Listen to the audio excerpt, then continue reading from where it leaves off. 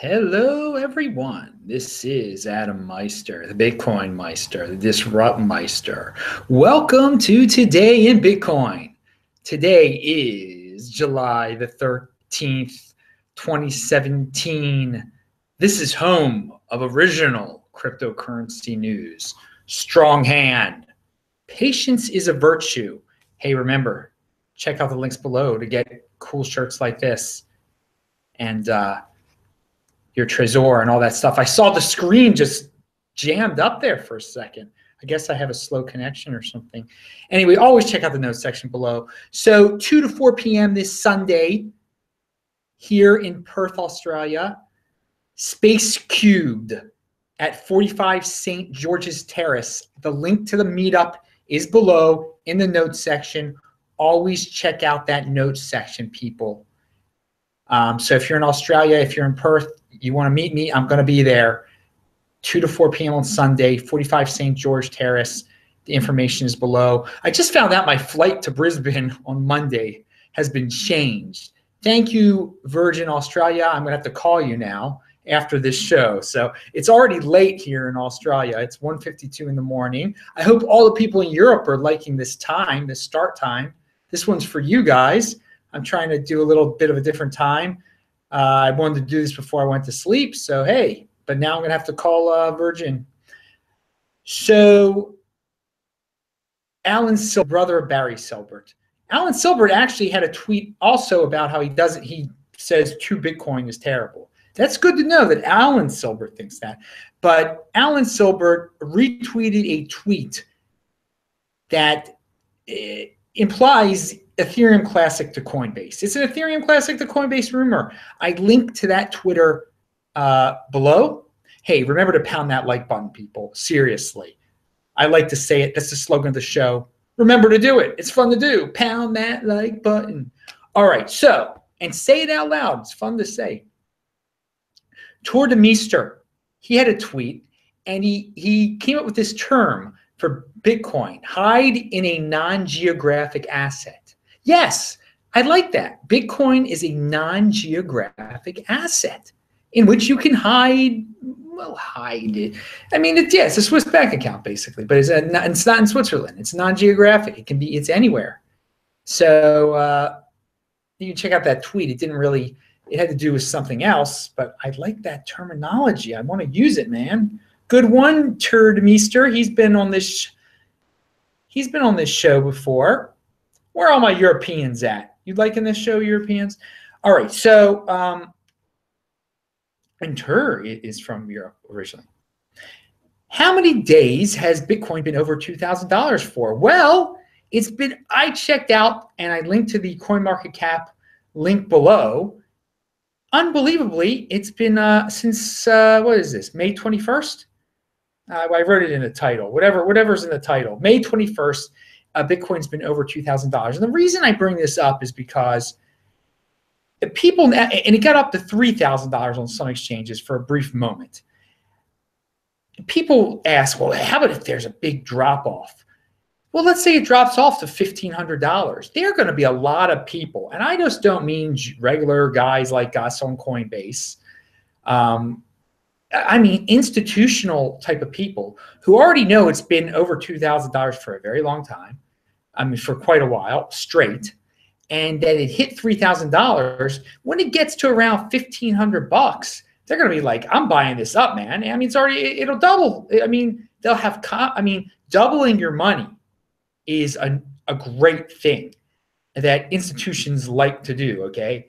And they can study these factors that I've just mentioned, these simple points that's been over $2,000 since the 21st, that it already hit $3,000, that I can't see it really going, if there's some type of panic for some reason. And I'm not saying this is going to happen. I'm just answering a question people have, that there's some logic behind why it just can't go below a certain point.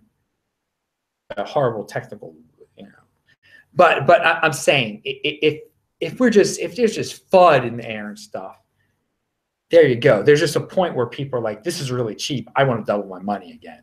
And I mean institutional type of people, entities. Anyway, I linked to Wednesday's show. Wednesday was yesterday.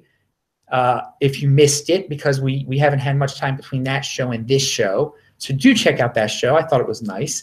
I also linked to Tone Vase's latest show again. And the reason I do is because he had something. He said that, yeah, and people say this to me too. I would have a portfolio of the top 10 altcoins. And I think it's silly because they're always changing. There's ridiculous ones like NEM in there. And he pointed out that in the long run, Bitcoin is going to beat that top 10 altcoin index, all right? And I couldn't put it better. I couldn't say it any better. And I've said it before like that over the long run, and think long-term, think 2020, people, Bitcoin is going to beat this magical index because things are going to be constantly falling out of it, constantly coming into it. You're not going to, I mean, it's just going to be madness. So, yeah, check out his video. Tone always has great videos. I think they're pretty long, but hey, some people like long videos. Now, pound that like button if you like short videos, or if you like long videos. Aaron Van W., who is a writer, he's a good writer. He has reminded us in a tweet, so if miners wish to activate Segwit through the original BIP 141 activation method before the BIP 148 deadline, this is their last chance today. Today is their last chance. Are the miners all of a sudden going to do that? Sadly, no. They should do it. They should just do the original Segwit plan. But hey, user-activated soft fork is the leverage, so support that. It's too bad the miners can't do the original BIP 141. Oh well, maybe there'll be a miracle in the next few hours. I don't know. I thought it was newsworthy that Aaron put that out there. His link is below. At the same time, the Bitcoin Core guys at bitcoin.org have set out an alert about a potential split. I linked to that. I don't, whatever. They want to give a warning. I don't like scaring people. I just thought I'd mention it. You're going to read about it somewhere else. It's nothing to worry about. Interested in that kind of stuff. By the way, since today is Thursday, I guess, I can't even tell what day it is. Tomorrow is Friday. So we will have This Week in Bitcoin. It's probably going to be at 9 o'clock at night on the East Coast. But I plan to have This Week in Bitcoin to be all Australian guests. So we'll see how that works out. Hopefully that'll work out. Maybe it'll end up being a normal This Week in Bitcoin. I don't know. But it'll be late on Friday, it appears. So stay tuned for that. And I hope you people in Europe are liking this early start time. All right. So yesterday I was having such a fun time. I skipped 2 stories, one of which was mentioned in the title of the video. And it was Tor Demeester had a great post about Ethereum and proof of stake. And it was a rebuttal, a polite rebuttal to something that Vitalik had posted. And he concludes by saying that he doesn't like proof of stake. He gives some good reasons. And I'll go with Turt on that one. And I don't see why Ethereum wants to go. Well, maybe I see why they want to do it, but I don't know. I don't think that's the way to go. And I think we're going to end up with 3 Ethereum, but whatever. They can do what they want to do, or Vitalik can do what he wants to do. That sounds kind of centralized, doesn't it? Anyway, Turt has a tweet. I mean, he has an article that I linked to below. Read that article. It gets a little technical there, I guess, but it's interesting. So also, I forgot to mention the Bitcoin sign guy. I was going to, at some Janet Yellen hearing, there was a guy holding up a Bitcoin sign. That was kind of cool. And I linked to it below. But at this point, he had raised $5,200 in tips because of it. Now he's apparently raised 5 Bitcoin. So again, guerrilla marketing people do stuff like that. Make signs like that. In the future, there'll be more and more of that. There have been a few of them in the past, but go to public events, hold up your Bitcoin sign, buy Bitcoin, support Bitcoin, put your little address, whatever you want to do next to it. Hey man, you might become famous like Bitcoin sign guy. there was another tweet out there that said, who's done more for Bitcoin this year? Bitcoin's sign guy, or I won't say his name, King of the Trolls. And obviously his Bitcoin sign guy is now way better than King of the Trolls. Who would have known that, you know, a year and a half ago? Wow, times change around here. Pound that like button. Finally, as many of you know, I was in South Africa in October and November, and I was at the first Steam Saturday ever in the world, where people talked about Steam It, Bitcoin, Steam, all of it. And the men who put it on are really nice guys. And I linked to their Steam It below. They are planning a token sale. So hey, to each his own.